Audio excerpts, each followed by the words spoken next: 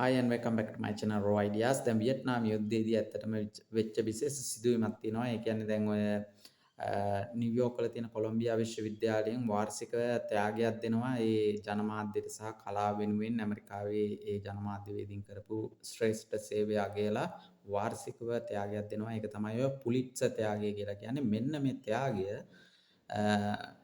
ඔය ඇමරිකා එක්සත් ජනපදය වියට්නාමයේ එල්ල කර ඔය නේපාම් බෝම්බ ප්‍රහාරයෙන් පස්සේ පාරක් දිගේ දුවගෙන යන නිර්වතින් දුවගෙන යන අවුරුදු 9ක ඔය පාන් කීතින් පුක් කියන ඒ පුංචි දරුවා දිව යන ඡායාරූපයට තමයි ඒ ගමන හිමි වුණේ. ඇත්තටම මේකත් එක්ක මේ ඡායාරූපය ප්‍රසිද්ධ වීමත් එක්ක ඇත්තටම ඇමරිකා එක්සත් ජනපදයේ වියට්නාම යුද්ධයට එරෙහිව මතයක් ගොඩනැගුණා. ඒ වගේම තමයි උද්ඝෝෂණ ඇමරිකා එක්සත් ජනපදයේ ඇති වෙන්න පටන් ගත්තා. ඉතින් ඇත්තටම මේ නේපාම් බෝම්බ ප්‍රහාරය කියන්නේ නේපාම් බෝම්බ කියලා කියන්නේ ඇත්තටම ඒවා මේ ගිනි බෝම්බ කිව්වොත් හරි ඒ කියන්නේ ඒක නිකන් ඇලෙන සුළු ද්‍රව්‍යයක් තමයි ඒකේ යන්නේ.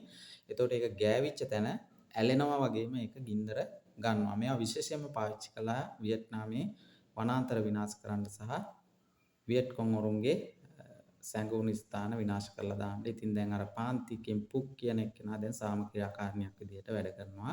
එයා ඒ අවස්ථාවෙන් බේරිලා. Thank you for watching.